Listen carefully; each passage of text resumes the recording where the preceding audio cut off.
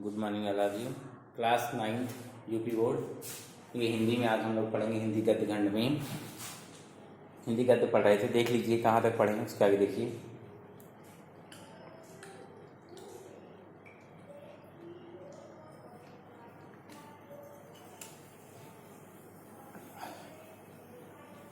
देखिए चौथा चैप्टर आज पढ़ेंगे महादेवी वर्मा। उनका चैप्टर है गिल्लू।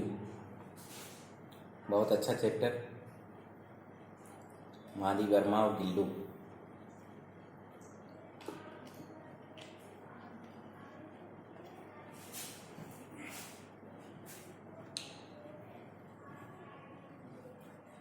तो आइए सबसे पहले हम लोग महादेवी वर्मा जी के बारे में पढ़ते हैं, फिर उसके बाद गिल्लू के बारे में पढ़ेंगे। ठीक है, देखिए महादेवी वर्मा का जन्म फर्रुखाबाद के एक शिक्षित परिवार में सन 1907 ईस्वी में हुआ था। कहाँ? फर्रुखाबाद के एक शिक्षित परिवार में सन 1907 ईस्वी में हुआ था। इनके पिता श्री गोविंद प्रसाद वर्मा भागलपुर के एक कॉलेज में प्रधानाचार्य थे। इनके पिता गोविंद प्रसाद वर्मा भागलपुर के एक कॉलेज में प्रधानाचार्य थे तथा माता श्रीमती हेमरानी देवी थी। इनकी माता का नाम हेमरानी देवी, पिता का नाम गोविंद प्रसाद वर्मा।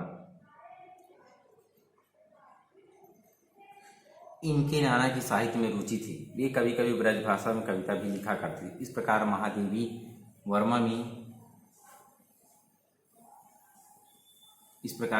वर्मा में साहित्य अनुराग इन सबके प्रभाव से उत्पन्न हुआ। इनके ये संस्कार अवसर पाते ही विकसित हो उठे। महादेवी जी ने सन 1933 में 1933 ईस्वी में इलाहाबाद विश्वविद्यालय से, यही इलाहाबाद विश्वविद्यालय जो अभी है, विश्वविद्यालय से संस्कृत में एमए प्रथम श्रेणी में उत्तीर्ण किया और उसी वर्ष प्रयाग महिला विद्यापीठ की प्राचार्य नियुक्त की गई। इस पद को संभालते हुए उन्होंने कुछ समय तक चांद नामक पत्रिका का संपादन भी किया।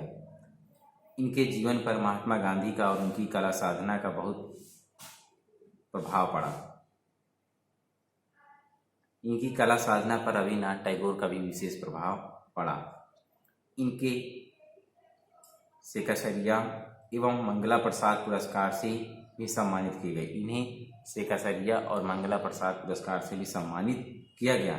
भारत सरकार इन्हें पद्म भूषण की उपाधि से अलंकृत किया।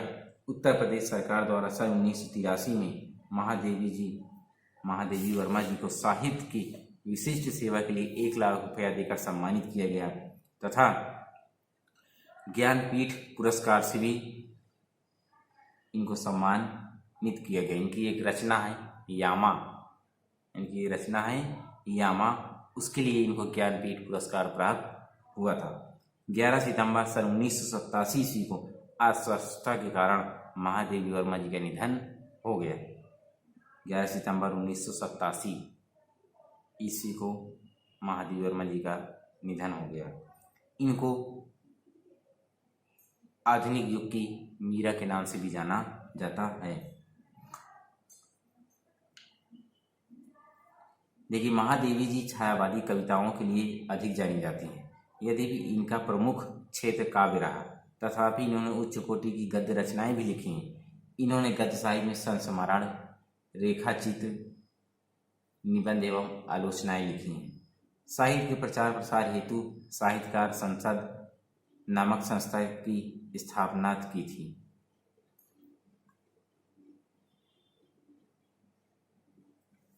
देखिए कृतियों में काव्य संग्रह है नीरजा, निहार, रश्मि, सांध्रगीत, दीपशिखा और यामा। निबंध हैं क्षणदा, श्रृंखला की कड़िया, अबला और सबला, साहित्यकार की आस्था, अन्य निबंध आदि। संस्मरण और रेखाचित्र, अतीत के चलचित्र, स्मृति की रेखाएं, मेरा परिवार और पथ के साथी। ये बहुत इनके संस्मरण और रेखाचित्र बहुत अच्छी कहानियाँ। एक समालोचना, इन्होंने आलोचना भी लिखी है। हिंदी का विवेचनात्मक गद्य और संपादन भी किया है। चांद और आधुनिक कवि, ये 2 पत्रिकाएं का इन्होंने संपादन भी किया है।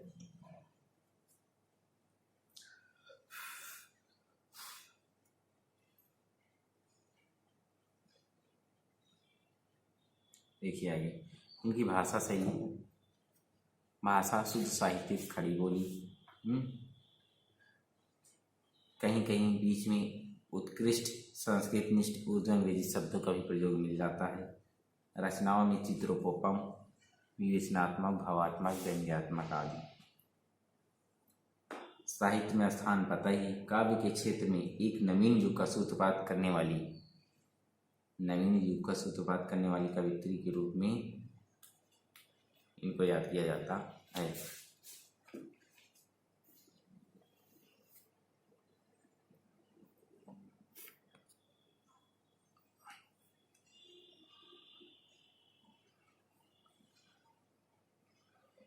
देखिए, साहित्य में स्थान जैसे बताया है कि इनको आधुनिक युग की मीरा के नाम से प्रसिद्ध महादेवी वर्मा का हिंदी साहित्य में महत्वपूर्ण स्थान है।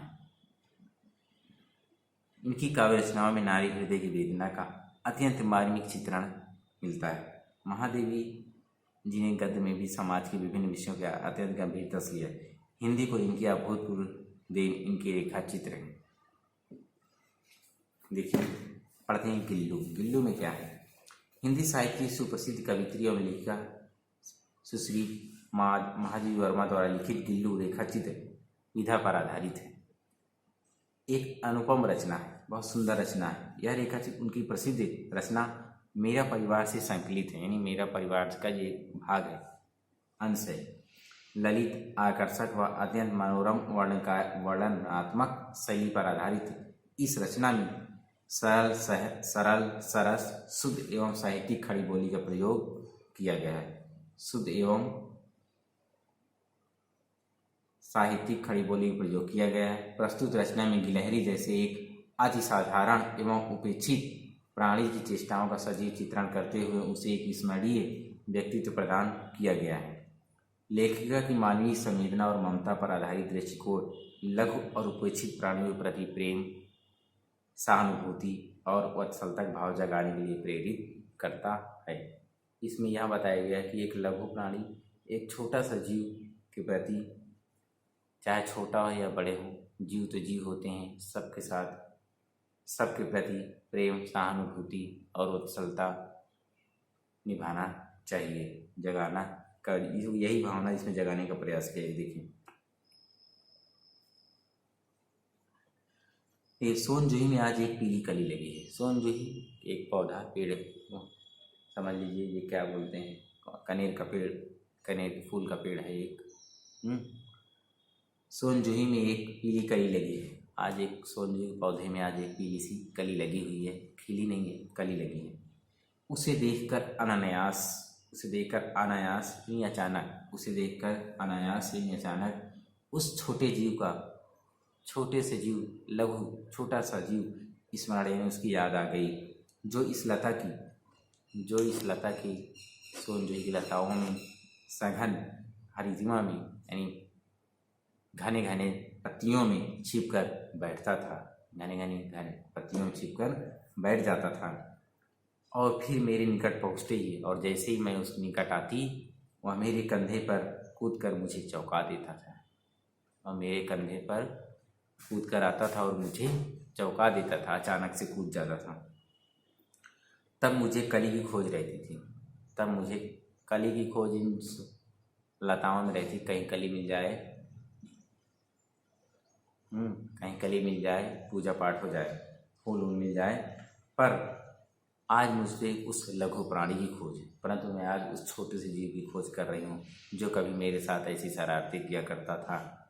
आज मैं उस छोटे जीव को ऐसे ही आज इस कली को देखा तो अचानक मुझे उसकी याद आ गई, और उसी पर यहाँ उन्होंने रेखा चित्र के माध्यम से लिखा। परंतु वह तो अब तक इस सोनजूही की जड़ में मिट्टी होकर मिल गया होगा, यानी अब वह हमारे बीच नहीं रहा। इस मिट्टी में पता नहीं कब का मिल गया है। कौन जाने स्वर्णिम कली के बहाने वह मुझे चौंकाने पर आ जाए। कौन जाने स्वर्णिम कली के बहाने, इन सुनहरी कलियों के बहाने, कौन जाने इन सुनहरी किरणों के साथ साथ पीली कलियों के साथ, इन्हीं के बहाने क्या पता वह मुझे चौंकाने फिर से आ जाए। देखिए, अचानक एक दिन सवेरे कमरे से बरामदे में आकर मैंने देखा। ये अब फ्लैशबैक में है। कहाँ पहुँच गए हैं? फ्लैशबैक में। अचानक एक दिन सवेरे कमरे से बरामदे में आकर मैंने देखा, दो कौवे एक गमले के चारों ओर चोचे से छुआ छुआवल जैसा खेल खेल रहे थे। क्या करेंगे? अचानक एक दिन सवेरे कमरे से बरामदे में मैंने आकर देखा, दो कौवे एक गमले के चारों ओर चोचे से छुआ छुआवल जैसा खेल रहे हैं। एक गमले चारों ओर चोंच जैसे भीड़ में जैसा लग रहा था, वो छुआ छुआवल खेल गमले के चारों ओर घूम रहे थे। ऐसा लगा जैसे वे एक दूसरे को छूने का प्रयास कर रहे हैं। यह कागभुसुंडी भी विचित्र पक्षी, कागभुसुंडी यानी कौवा, यह बहुत विचित्र पक्षी है। एक साथ समाधारित, अनाधारित, अति सम्मानित, अति अवमानित। एक साथ इसका सम्मान भी होता है और इसका अनादरित भी होता है, यानी इसका अनादर भी किया जाता है, सम्मान भी किया जाता है। कहते हैं कि सुबह सुबह यह घर के पर आ जाएं और चिल्लाने लगे तो कहते हैं आज कोई मेहमान आने वाला है। और लोग इसका अनादर भी करते हैं, और काँव काँव अगर कभी चिल्ला दिया तो लोग इसको मारकर भगाते भी हैं। वही कह रहा है, सुबह सुबह काँव काँव किया तो लोग कहेंगे क्या कोई रिश्तेदार या मेहमान आने वाला है, लेकिन और टाइम पर अगर चिल्लाने लगे लोग इसे मारकर भगाने लगते हैं। और जब पितर लगता है, जानते होंगे ना, पितर लगता है 15 दिन, तो इन कौवों को लोग बड़े सम्मान के साथ बढ़िया बढ़िया पकवान बना कर खिलाते हैं, और लोग समझते हैं कि हमारे पूर्वज आकर खा रहे हैं, इनका सम्मान करते हैं। और बाकी टाइम इनको लोग अवमानित, यानी इनकी सम्मान नहीं बल्कि अवमानना ही करते हैं, बेइज्जती ही करते हैं, भगाते रहते हैं। हमारे जो बेचारे पुरखे हैं, पूर्वज हैं, ना तो वे गरुड़ के रूप में आते हैं, ना वो गरुड़ बनकर आते हैं, और ना ही मयूर के, ना हंस के। उन्हें पितर पक्ष में हमसे कुछ पाने के लिए काके कौवा बनकर आना पड़ता है। पितर पक्ष में जब भी हमारे पूर्वज लोग आते हैं, कौवा बनकर अवतीर्ण उनको होना पड़ता है, कौवा बनकर यहाँ पर आना पड़ता है। इतना ही नहीं, हमारे दूरस्थ प्रियजनों को भी अगर आने का कोई संदेश, अपने आने का मत संदेश किसी कर्कश स्वर में ही देना पड़ता है, और वह है कौवा। क्या है? कौवा। दूसरी ओर हम कौवा और काँव काँव करने को अवमानना के अर्थ में ही प्रयुक्त करते हैं। दूसरी ओर हम लोग क्या करते हैं, कौवा के काँव काँव करने को उसके काँव काँव करने को अवमानना मानते हैं और उसको भगाते रहते हैं। काकदय की चोचों के दो घाव, काकदय में दोनों कौवों की चोचों के दो घाव उस लघु प्राण के लिए बहुत थे। उस लघु प्राणी के एक पैसेज रह गया, उसको देखिए। मेरे काक पुराण के विवेचन में अचानक बाधा आ पड़ी। मेरे काक पुराण के विवेचन में, यानी मैं कौवे के बारे में ऐसा सब कुछ सोच रही थी, तभी मेरे कानों में ये कहेंगी, बस मेरे सोच में एक विघ्न पड़ा, एक बाधा पड़ गई। क्योंकि गमले और दीवार की संधि में छिपे एक छोटे से जीव पर मेरी दृष्टि रुक गई। मैंने देखा गमला में एक छोटा सा जीव छिपा हुआ है, और ये कौवे दोनों उसी के चारों ओर मंडरा रहे हैं। निकट जाकर देखा गिलहरी का छोटा सा बच्चा है। पास जाकर देखा तो एक गिलहरी का छोटा सा बच्चा है, जो संभवतः घोंसले से गिर पड़ा है। अब कौवे उसे सुलभ आहार समझकर उसके चारों मंडरा रहे हैं कि चलो हमको आहार भोजन मिल गया है, इसीलिए उसको मारकर खाने की फिराक में उसके चारों ओर मंडरा रहे थे, खोज रहे थे। काकदय की चोचों के दो घाव उस लघु प्राण के लिए बहुत थे। कौवे की दो चोच, जैसे वो दोनों दो चोच मारते, उसका काम खत्म, उस छोटे से जीव के लिए बहुत अधिक था। अतः वह निश्चेत सा गमले में चिपटा पड़ा था। एकदम निश्चेत होकर गमले में एकदम चिपक गया था कि कौवे किसी तरह देख ना सकें। सब ने कहा कि कौवे की चोंच के घाव लगने के बाद यह बच नहीं सकता। सब ने कहा कौवे की चोंच का घाव लगने के बाद यह बच नहीं सकता, अतः इसे ऐसे ही रहने दिया जाए। सब ने कहा कि कौवे की चोट लगने के बाद, कौवे की चोट लगने के बाद यह बच नहीं सकता है, इसे रहने दो, छोड़ो, ऐसे ही पड़ा रहने दो। परंतु मेरा मन नहीं माना। उसे हौले से उठाकर अपने कमरे में ले गई। उसे हौले यानी धीरे से उठाई और अपने कमरे के अंदर ले गई। फिर रुई से रक्त पोंछकर यानी खून को पोंछकर घावों पर पेनिसिलिन का मरहम लगाया। रुई की पतली बाती दूध में भिगोकर, रुई की पतली बाती जानती हैं, दूध में भिगोया और जैसे जैसे उसके नन्हे से मुंह में लगाई, उसके नन्हे में रुई की बाती को लगाई, दूध में भिगोए हुए लगाई, पर मुंह खुल न सका। उसका मुंह खुल नहीं जा सकता। दूध की बूंदें दोनों ओर लुढ़क गई, यानी उसका मुंह खुला नहीं और दूध की बूंदें दोनों ओर लुढ़क गई। कई घंटे के उपचार के उपरांत, कई घंटे बीत गए, उपचार हुआ, देखभाल हुई, उसके बाद उसके मुंह में एक बूंद पानी टपकाया जा सका। तब जाकर उसके मुंह में एक बूंद पानी टपकाया जा सका, बहुत देर बाद। तीसरे दिन वह इतना अच्छा और आश्वस्त हो गया, तीसरे दिन उसकी तबीयत एकदम से अच्छी हो गई और वह आश्वस्त हो गया कि मेरी उंगली अपने दोनों नन्हे पंजे से पकड़कर नीचे कांच की मोती जैसे आंखों से इधर उधर देखने लगा।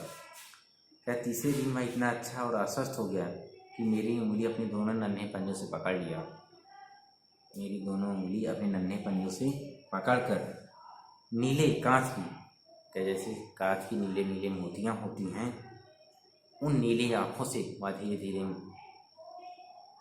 इधर उधर देखने लगा।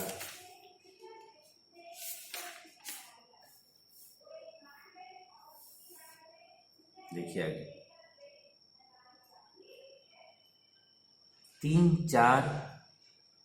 3-4 माह में उसके स्निग्ध रोएं, 3-4 माह में उसके रोएं थे वो निकल आए। झब्बेदार पूंछ हो गई, चंचल और चमकीली आंखें सबको विस्मित करने लगी।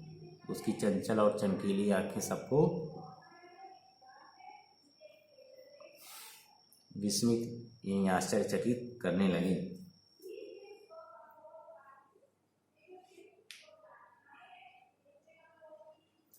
देखिए आगे। हमने उसकी जातिवाचक संज्ञा को व्यक्तिवाचक का रूप दे दिया। उसकी जो जातिवाचक संज्ञा थी गिलहरी, हमने उसे व्यक्तिवाचक संज्ञा दे दी, उसका एक नाम दे दिया, उसका एक रूप दे दिया। इस प्रकार हम उसे गिल्लू कहकर बुलाने लगे। उसका नाम क्या दे दिया? गिल्लू। गिलहरी जातिवाचक संज्ञा, नाम ले लिया, क्या हो गया? व्यक्तिवाचक संज्ञा का नाम दे दिया, उसका नाम दे दिया गया गिल्लू। मैंने फूल रखने की एक हल्की डलिया में रुई बिछाकर उसे तार से मैंने फूल रखने की एक हल्की डलिया में रुई बिछा दिया और उसे तार से खिड़की पर लटका दिया। यानी एक फूल रखने वाली डलिया में बढ़िया रुई बिछा दिया, उसके लिए घोंसला बना दिया और उसे एक तार की सहायता से खिड़की पर लटका दिया डलिया को। उसी में वो रहता, खेलता कूदता, खाता पीता, उसी में पड़ा रहता। वही 2 वर्ष गिल्लू का घर रहा, वही 2 वर्ष गिल्लू का घर रहा और उसी में वह रहता था। वह स्वयं हिलाकर अपने घर में झूलता और अपनी कांच के मनकों सी आँखों से, वह स्वयं हिलाकर अपने घर में झूलता और अपनी कांच के मनकों सी आँखों से कमरे के भीतर और खिड़की इस बाहर न जाने क्या देखता है और समझता। ये क्या कह रहा है? वह स्वयं हिलाकर अपने घर में झूलता, यानी डलिया को वो हिलाता रहता था और ऐसा जैसे वह झूल रहा हो। डलिया को हिलाता रहता, ऐसा लगता जैसे झूल रहा हो और अपनी कांच की मनकों से, यानी कांच की मोतियों से, कांच की जैसे मोती होती है नीली मोती, उन आँखों से, कांच की मोतियों की समान आँखों से वह कमरे के भीतर और खिड़की के बाहर न जाने क्या देखता रहता और समझ, यानी टुकटुकी लगाए पता नहीं क्या देखता रहता और समझता रहता था। परंतु उसकी समझदारी और कार्यकलाप पर सबको आश्चर्य होता था। परंतु उसकी समझदारी और कार्यकलाप में सबको आश्चर्य होता था। सब लोग उसको देखकर आश्चर्यचकित रह जाते थे कि बताओ कैसे कर रहा है, कितने अच्छे से। जब मैं लिखने बैठती तब अपनी ओर मेरा ध्यान आकर्षित करने की उसे तीव्र इच्छा होती थी कि उसने एक अच्छा उपाय खोजा। जब मैं लिखने बैठती थी तब वह अपनी ओर मेरा ध्यान आकर्षित करने के लिए तीव्र इच्छा उसकी होती थी कि वो अपनी ओर मेरा मन आकर्षित करे। उसने एक अच्छा उपाय खोज निकाला था। अपनी ओर आकर्षित करने के लिए मुझे उसने एक अच्छा सा उपाय खोज निकाला। वह मेरे पैर तक आकर सर्र से पर्दे पर चढ़ जाता। वह आता मेरे पैर तक आकर सर्र से पर्दे पर मेरे पैर से होकर पर्दे पर चढ़ता। जैसे ही पैर में पड़ता मैं चौंक जाती, जैसे ही पैर में पड़ता मैं चौंक जाती और वह पर्दे पर चढ़ जाता। फिर उसी तेजी से उतरता और फिर पर्दे से तेजी से उतरता और पैर से होते हुए फिर सर से अपने झूले में पहुंच जाता, अपनी टोकरी में पहुंच जाता। उसका यह दौड़ने का क्रम तब तक चलता जब तक मैं उसे पकड़ने के लिए न उठती। उसका यह क्रम तब तक चलता रहता था, यानी वह दौड़ता रहता था जब तक मैं उठकर उसे पकड़ने के लिए न दौड़ती थी। वह इसी तरह दौड़ लगाए रहता था, पर्दे से टोकरी में यानी अपने झूले में और झूले से पर्दे पर। और कहाँ होकर जाता था? पैरों के ऊपर से नीचे से सर्र से पंजों पर होकर निकल जाता था।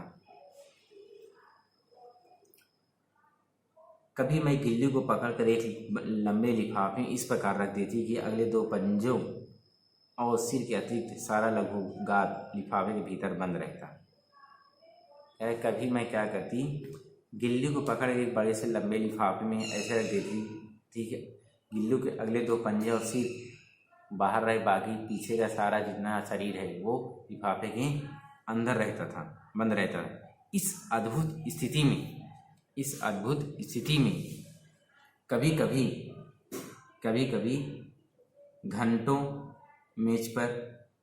घंटों मेज पर दीवार के सहारे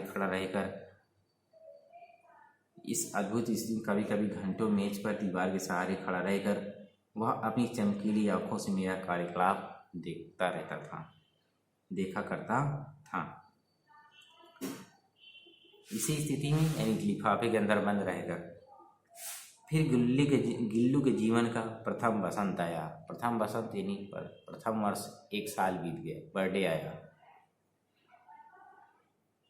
नहीं तो एक पैसेज रह गया, उसको देखिए, एक पैराग्राफ छूट गया। भूख लगने पर वह चिक चिक करके मानो वह मुझे सूचना देता। उसे भूख लगती तो वह चिक चिक की आवाज़ करता और मुझे ऐसा लगता जैसे वह सूचना दे रहा है। काजू या बिस्कुट मिल जाने पर उस स्थिति में लिफाफे से बाहर वाले पंजे से पकड़कर उसे कुतरता रहता था।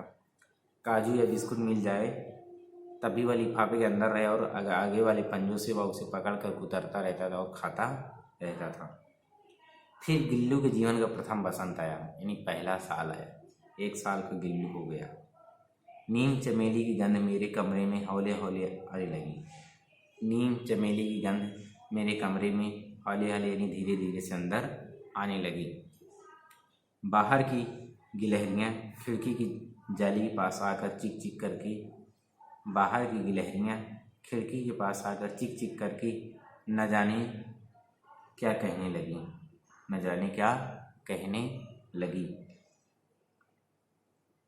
कह रही नीम चमेली की गंध मेरे कमरे में हौले हौले आने लगी। नीम चमेली की गंध, ये सुगंध बाहर की तमाम सी गिलहरियाँ आती और खिड़की की जाली के पास आकर चिक चिक करती।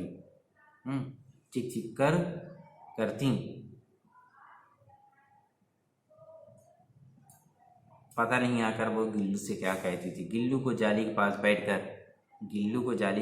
बैठकर अपने पर से बाहर झांकते देखकर मुझे लगा कि इसे मुक्त करना आवश्यक है। अरे गिल्लू को जाली के पास बैठकर अपने पन से बाहर झांकते, यानी उन गिलहरियों को देखकर उनको अपने पन से इतने अच्छे भाव से देखता था, उस पर मुझे दया आ गई और मुझे लगा कि